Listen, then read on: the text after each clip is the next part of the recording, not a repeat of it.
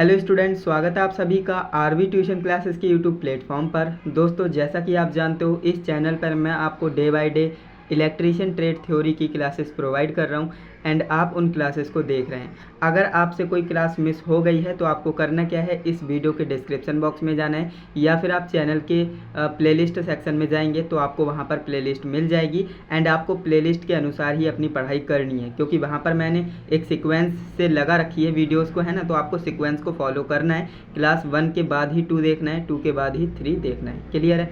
तो देखिए, आज की इस वीडियो में हम चैप्टर नंबर 9 की बात करेंगे, है ना। जो आपका चैप्टर नंबर 9 है इलेक्ट्रीशियन ट्रेड थ्योरी में, उसका नाम है पॉलीफेज सिस्टम। क्या है? पॉलीफेज सिस्टम, जिसे हम हिंदी में बहुकलीय प्रणाली कहते हैं। क्या कहते हैं? बहुकलीय प्रणाली। इसमें आप फेज के बारे में पढ़ेंगे, है ना। सिंपली आपको इस चैप्टर में, है ना, फेज के बारे में पढ़ना है। सिंगल फेज क्या होता है, डुअल फेज क्या होता है, और स्टार डेल्टा कनेक्शन क्या होते हैं, वगैरह वगैरह, ये सारी चीज़ें इस चैप्टर में हैं। और इस चैप्टर से रिलेटेड काफ़ी सारे क्वेश्चंस आपके एग्जाम में भी आएंगे, ये बात भी पक्की है। तो आपको इस चैप्टर पे कंप्लीटली अच्छी कमांड करनी है, तो आप इस वीडियो को एंड तक देखिएगा। वीडियो अच्छी लगी, वीडियो को लाइक ज़रूर किया करें, क्योंकि आप लाइक नहीं करते हो, है ना। तो वीडियो को लाइक किया करें, जिससे कि मुझे और ज़्यादा अच्छा लगे, है ना।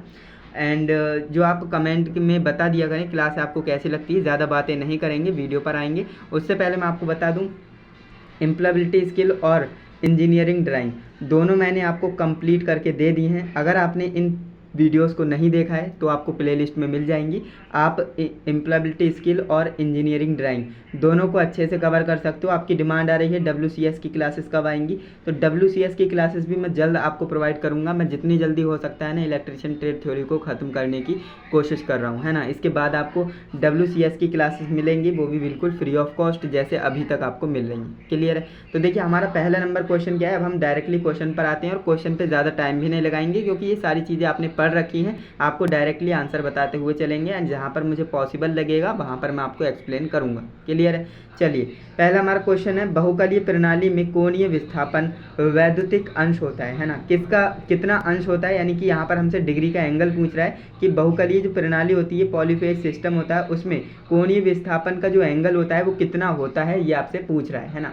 तो इसका राइट आंसर हो जाएगा, देखिए 120 डिग्री, है ना। कितना होता है? 120 डिग्री का एंगल होता है।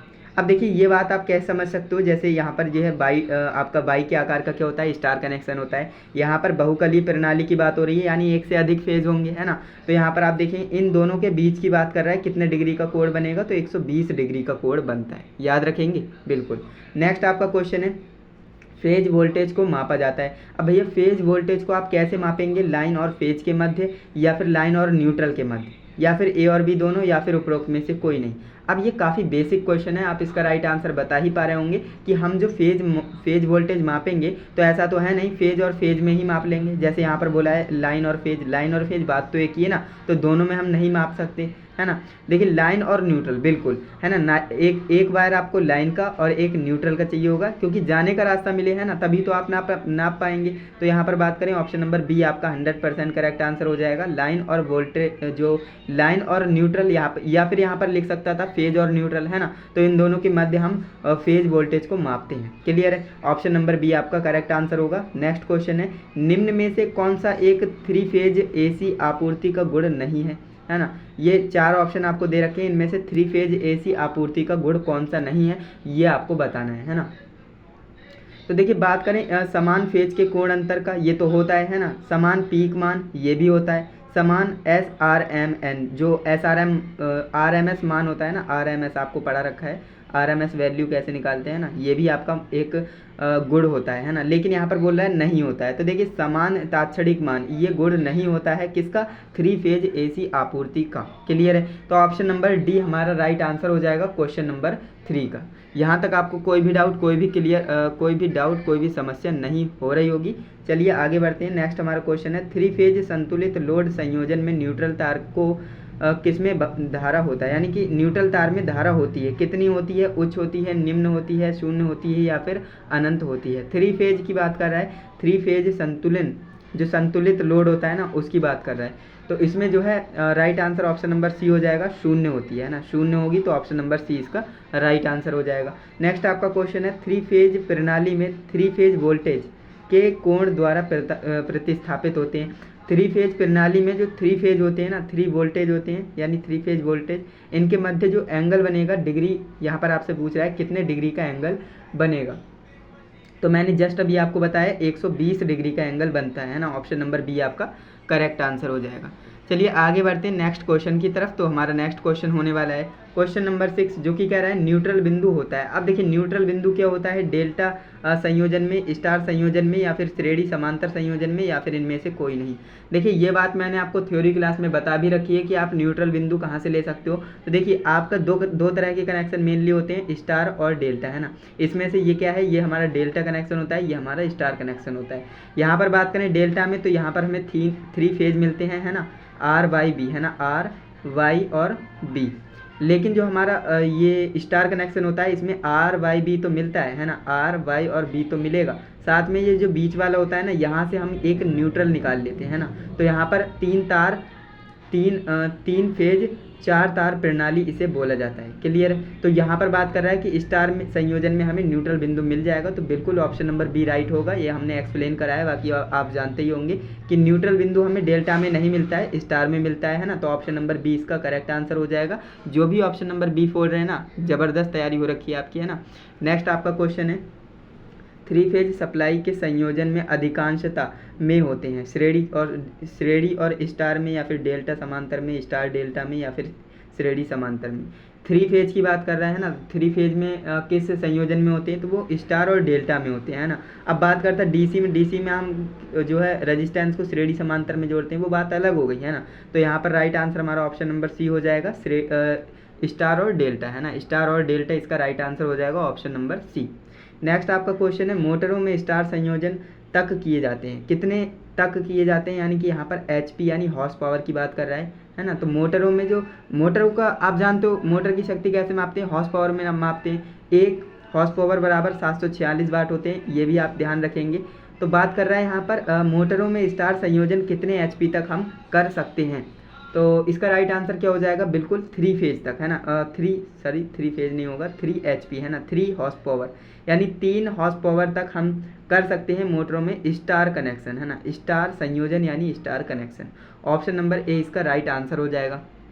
नेक्स्ट हमारा क्वेश्चन है, थ्री फेज स्टार जो समायोजित लोड द्वारा खपत जो वास्तविक पावर होती है, जिसे पी से कहते हैं, इसको जो है ज्ञात करने का सूत्र आपको बताना है कि इसका फॉर्मूला क्या होता है। वास्तविक पावर की बात हो रही है ना, तो इसका फॉर्मूला क्या होता है, आपने पढ़ रखा होगा थ्योरी क्लास में, P बराबर √3 VL IL cos थीटा, है ना। यही आपका क्या होता है, फॉर्मूला होता है। ऑप्शन नंबर ए हमारा राइट आंसर हो जाएगा। नेक्स्ट हमारा क्वेश्चन नंबर 10 है, स्टार या डेल्टा समायोजन में संतुलित लोड की पावर खपत का फॉर्मूला आपको बताना है कि फॉर्मूला क्या होगा, है ना। तो इसका फॉर्मूला भी आपने पढ़ा होगा, है ना। ऑप्शन नंबर सी करेक्ट है, 3VP cos थीटा। क्लियर है। इसे आपको याद रखना है, क्योंकि देखिए अगर इस पर रिलेटेड आपसे न्यूमेरिकल बेसिक नहीं पूछेगा, देखिए अभी या तो सिर्फ आपसे सूत्र पूछ लेगा कि इसका सूत्र बताइए, या फिर हो सकता है न्यूमेरिकल दे दे, है ना। तो आपको फॉर्मूला तो याद होना ही चाहिए, तो इन चीज़ों को आपको ध्यान में रखना है।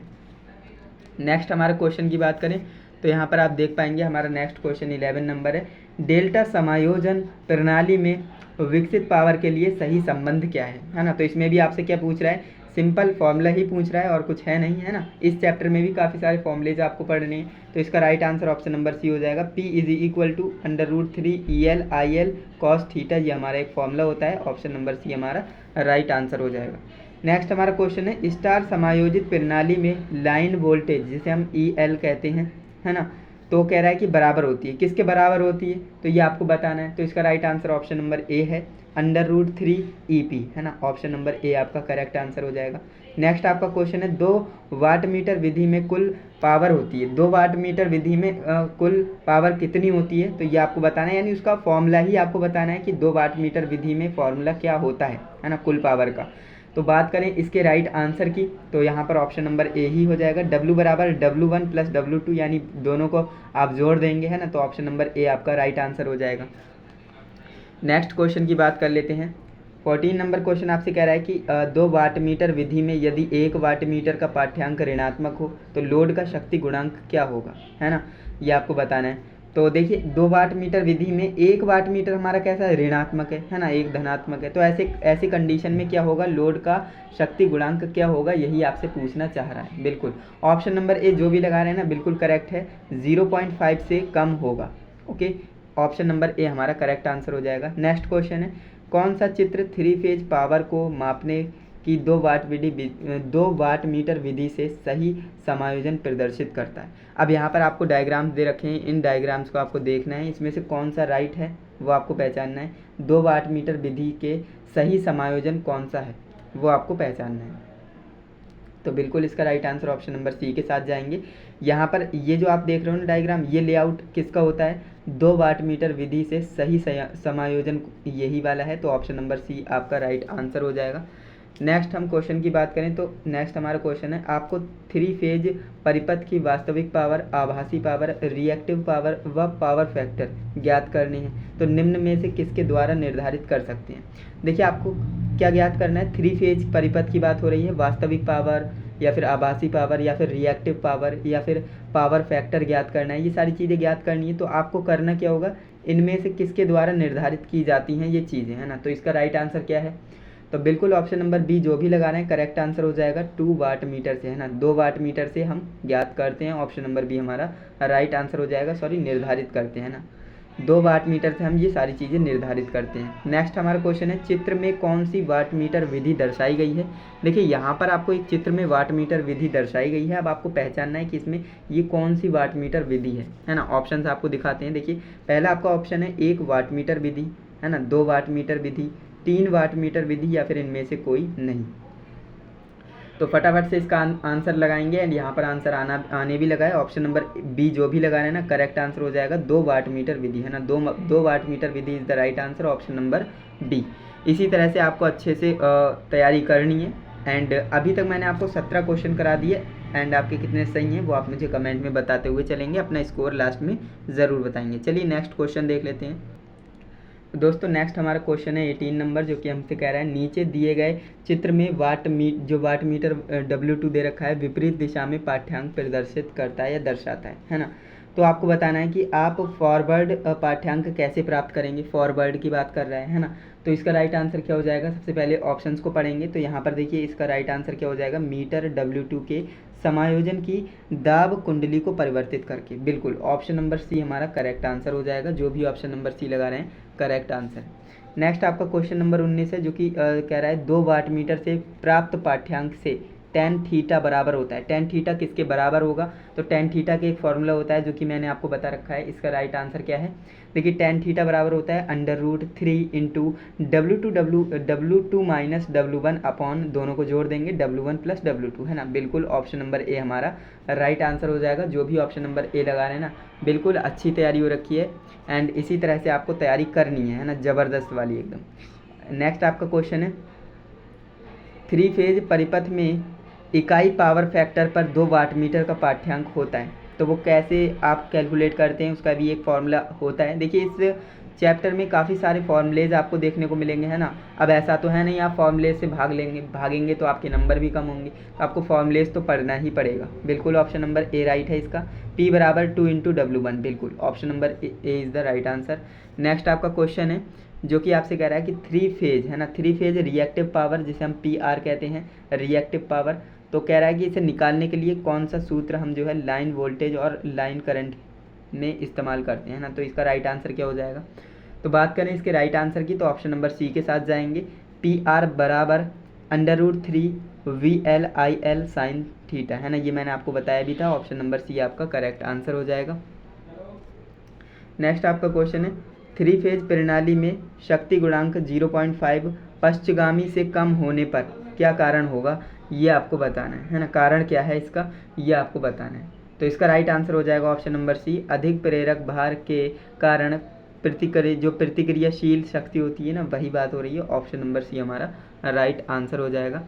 नेक्स्ट क्वेश्चन की बात कर लेते हैं। नेक्स्ट हमारा 23 नंबर क्वेश्चन है, स्टार संयोजन सिस्टम में 3 फेज असंतुलित भार के उदासीन, यहाँ पर आपको दिख नहीं रहा होगा, बता रहा हूँ, उदासीन चालक में धारा क्या है ये आपको बताना है। कोई धारा नहीं बहेगी 3 फेज में, धारा का बीजीय योग या फिर इसका राइट आंसर आपको बताना है। तो बिल्कुल इसका राइट आंसर हमारा ऑप्शन नंबर डी होने वाला है ना, ऑप्शन नंबर डी हो जाएगा। फेजों में से किसी में सबसे कम धारा की तुलना में कम होगी, है ना, यानी फेजों में से किसी में भी सबसे कम धारा की तुलना में क्या होगी, कम होगी। ऑप्शन नंबर डी हमारा राइट आंसर होगा। नेक्स्ट आपका क्वेश्चन है थ्री कला यानी थ्री फेज की ही बात कर रहा है।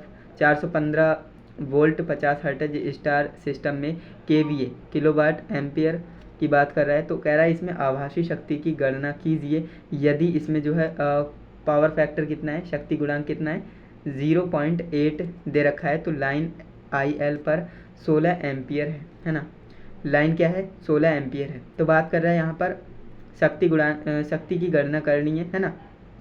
तो फॉर्मूलेज आपको बता रखे हैं, आप इसे सिंपली कैलकुलेट करेंगे। इसका राइट आंसर मैं बता देता हूँ, ऑप्शन नंबर बी हो जाएगा 11.5 kVA, है ना। ऑप्शन नंबर बी हमारा राइट आंसर है। फॉर्मूलेज आपके पास हैं, इसे कैलकुलेट करेंगे क्योंकि एग्ज़ाम आपका है, आपको थोड़ी सी मेहनत करनी चाहिए। नेक्स्ट आपका क्वेश्चन की बात कर लेते हैं। तो देखिए नेक्स्ट हमारा क्वेश्चन हमसे क्या कह रहा है, 25 नंबर क्वेश्चन हमारा है। थ्री कला विद्युत मापन में 2 वाट मीटर W1 और W2 हमें दे रखे हैं। तो कह रहा है कि रीडिंग क्या होगी यदि पावर फैक्टर शून्य है। अगर पावर फैक्टर शून्य है तो कह रहा है कि इन दोनों की रीडिंग क्या होने वाली है ना। तो इसका राइट आंसर की बात करते हैं तो W1 W2 के बराबर है ना, W1 क्या है W2 के बराबर है यदि विपरीत संकेतों के साथ, है ना। यही आपका क्या हो जाएगा, राइट आंसर हो जाएगा, option number C. Next question है आपका स्टार संयोजन सिस्टम में लाइन वोल्टेज जिसे हम VL कहते हैं तथा फेज वोल्टेज जिसे हम VP कहते हैं में संबंध क्या है। यानी यहाँ पर आपसे क्या पूछ रहा है, फॉर्मूला ही पूछ रहा है ना। तो फॉर्मूले यहाँ पर काफ़ी सारे इस चैप्टर में आपको देखने को मिलेंगे, तो इसमें कोई दो राय नहीं है। तो इसका राइट आंसर हमारा ऑप्शन नंबर ए हो जाएगा। BL बराबर होता है √3 × VP, है ना। ऑप्शन नंबर ए आपका करेक्ट आंसर होगा। नेक्स्ट क्वेश्चन की बात कर लेते हैं। तो हमसे कह रहा है 3000 वाट संतुलित भार 0.8 पावर फैक्टर यानी शक्ति गुणांक पर स्टार में संयोजित थ्री कला 415 वोल्ट 50 हर्ट्ज आपूर्ति है, लाइन धारा की गणना कीजिए, है ना। लाइन धारा की आपको गणना करनी है। तो इसका राइट आंसर क्या हो जाएगा, फटाफट से कमेंट करेंगे। तो यहाँ पर बात करें इसके राइट आंसर की, तो ऑप्शन नंबर बी जो भी लगाएंगे करेक्ट आंसर माना जाएगा, 5.2 एम्पियर, है ना। ये आपका राइट आंसर है, ऑप्शन नंबर बी। नेक्स्ट आपका क्वेश्चन है 3 कला शक्ति मापन में 2 वाट मीटरों में समान रीडिंग दिखाने पर शक्ति गुणांक क्या होगा, है ना। समान रीडिंग दिखाने पर शक्ति गुणांक क्या होगा, तो ये मैंने आपको बता रखा है 1 होगा, है ना। ऑप्शन नंबर बी हमारा राइट आंसर है। नेक्स्ट आपका क्वेश्चन है डेल्टा से जुड़े सिस्टम में लाइन करंट जिसे हम IL कहते हैं और फेज करंट IP कहते हैं, इन दोनों के बीच क्या संबंध है। यहाँ पर भी आपसे एट द एंड फॉर्मूला ही पूछा है। तो इसका फॉर्मूला क्या हो जाएगा, IL बराबर √3 IP, बिल्कुल ऑप्शन नंबर सी। ये भी आपका किसके, VL बराबर √3 VP के ही सेम है ना। करना कुछ नहीं है, लाइन वाला इधर आएगा और पावर वाला इधर आ जाएगा, है ना, जो मैंने यहाँ पर बता रखा है आपको। क्लियर है, यानी फेज वाला है यहाँ पर।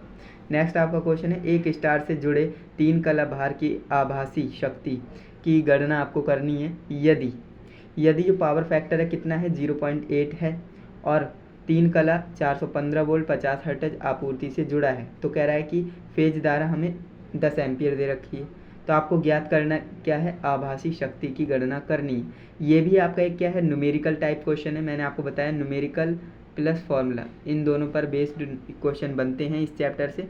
तो थोड़ा सा सावधान रहने की ज़रूरत है, अच्छे से पढ़ने की ज़रूरत है। तो इसका right answer option number D हो जाएगा। आप कैलकुलेट करेंगे तो आ जाएगा 7.188 kVA, है ना। Option number D is the right answer.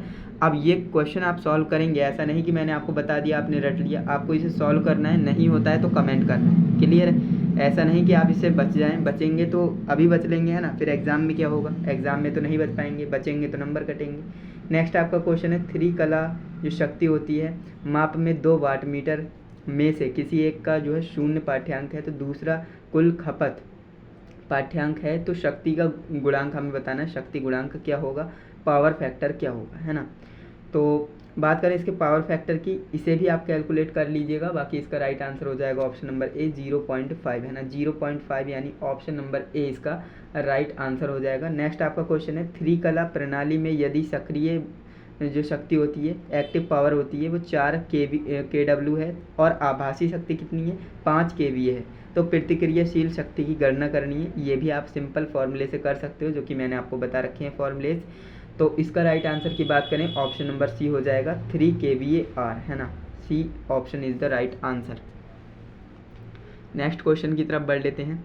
तो हमारा नेक्स्ट क्वेश्चन है 33 नंबर, जो कि हमसे कह रहा है 3 कला 2 वाट मीटर विधि में वाट मीटर के ऋणात्मक पाठ्यांक देने पर आप धनात्मक पाठ्यांक कैसे प्राप्त कर सकते हो, ये आपको बताना है। तो इसके राइट आंसर की बात करें तो देखिए, आगत सिरों के समायोजन आपस में बदलकर ऐसा हम नहीं कर सकते। धारा कुंडली को वाट मीटर जो मीटर है उसमें से विसंयोजित करके ऐसा भी नहीं कर सकते। मीटर में दबाव कुंडली से संयोजित जो संयोजन है उसे बदलकर हम ऐसा कर सकते हैं। बिल्कुल ऑप्शन नंबर सी हमारा राइट हो जाएगा। नेक्स्ट हमारा क्वेश्चन है 2 वाट मीटर W1 और W2 हैं। विधि द्वारा कुल शक्ति की हमें गणना करनी है। यदि 1 वाट मीटर हमारा W2 है, उसकी रीडिंग उलटने के बाद ली जाती है ना, तो इसका राइट आंसर क्या हो जाएगा। तो बात करें इसके राइट आंसर की, ऑप्शन नंबर सी के साथ जाएंगे। W1 में से हम W2 को घटा देंगे, है ना। ऑप्शन नंबर सी हमारा राइट आंसर। नेक्स्ट आपका क्वेश्चन है कौन सी 3 कला जो 3 कला प्रणाली होती है उसमें से फेज वोल्टेज को मापने के लिए कृत्रिम उदासीन तार की आवश्यकता होती है।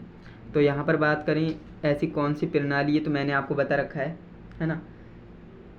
तो इसका राइट आंसर क्या हो जाएगा। तो बिल्कुल मैंने आपको बताया 3 तार डेल्टा संयोजन प्रणाली, है ना, डेल्टा संयोजन प्रणाली। ऑप्शन नंबर सी इसका करेक्ट आंसर हो जाएगा। नेक्स्ट क्वेश्चन है 3 फेज सिस्टम में यदि फेज वोल्टेज इतना है 240 वोल्ट है तो लाइन वोल्टेज क्या होगा। देखिए फेज वोल्टेज इतना है तो लाइन वोल्टेज कितना होगा ये आपसे पूछ रहा है ना। 3 फेज की बात कर रहा है ना, 3 फेज की बात कर रहा है तो इसे देखकर ही सॉल्व करना है। 415 होगा, है ना, 415 वोल्ट होगा। Option B option C is the right answer. Next आपका क्वेश्चन है 3 कला एसी परिपथ में कलांतर कितना होगा। देखिए कलांतर भी यहाँ पर पूछता है, कलांतर कितना है। तो 3 कला जो 3 फेज की बात कर रहा है, 3 फेज एसी सर्किट में कलांतर कितना होता है। तो कलांतर का मतलब क्या होता है, कला का अंतर, है ना, कलाओं में अंतर।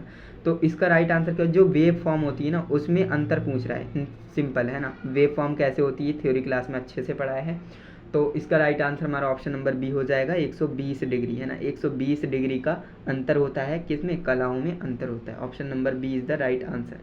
नेक्स्ट आपका क्वेश्चन है 3 फेज शक्ति माप की 2 वाट मीटर विधि में यदि 1 वाट मीटर ऋणात्मक पाठ्यांक देता है तो पावर फैक्टर कितना होगा। जस्ट अभी अभी आपको बताया ये क्वेश्चन क्या है, रिपीटेड क्वेश्चन है ना। तो इसका राइट आंसर क्या हो जाएगा, ऑप्शन नंबर डी, है ना, 0.5 से कम हो जाएगा। ये अभी अभी इसी सेट में क्वेश्चन आया है ना।